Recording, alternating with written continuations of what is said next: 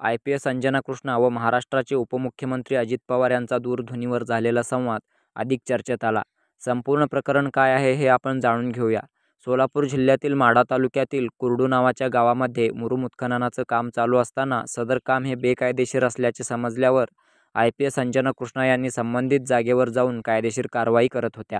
त्याचवेळी तिथे उपस्थित ठेकेदारांनी अजित पवारांना फोन करून तिथल्या परिस्थितीबद्दल कळवलं आणि मॅडमना फोनवर उपमुख्यमंत्र्यांशी बोलण्यासाठी सांगितले.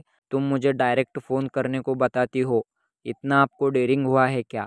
मैं तेरे ऊपर ॲक्शन लूँगा, आप वो कारवाई रुकवाओ. या सर्व विधानांचा विचार करता आपल्याला हे लक्षात येईल की राज्यात लोकशाही चालू आहे की हुकुमशाही. आणि नालायक वृत्तीचा कहर तर तेव्हा होतो जेव्हा स्वतःच्या चुकांवर पडदा टाकण्यासाठी अजित पवार यांच्या गटातला आमदार अमोल मिटकरी या व्यक्तीने केंद्रीय लोकसेवा आयोगाला असा पत्र लिहिला की IPS अंजना कृष्णा यांचे कागदपत्र तपासले जावेत.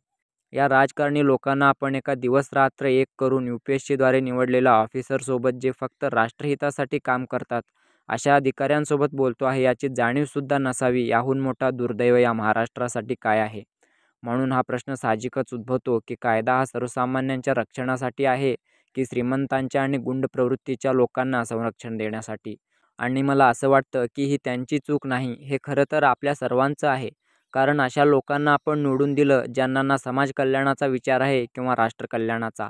मी इथे हा विधान स्पष्टपणे सांगतो, जेव्हा जेव्हा या देशामध्ये नेत्यांमुळे लोकशाही धोक्यात येण्याची वेळ येईल तेव्हा चूक त्या नेत्यांचे किंवा सरकारचे नसून लोकशाहीची म्हणजेच आमची चूक असेल. आपण का नाही निवडून देत फुले शाहू आंबेडकरांसारखा नेता, जे कुठल्या स्वार्थासाठी नाही तर स्वतःच्या संसाराचाही विचार न करता फक्त राष्ट्रकल्याणासाठी आपल्या आयुष्याचे निर्वाहन करतात. शेवटी IPS अंजना कृष्णा यांच्या सत्य, जबाबदारी आणि धैर्य अशा त्रिसूत्रीय व्यक्तिमत्वाला माझा सलाम.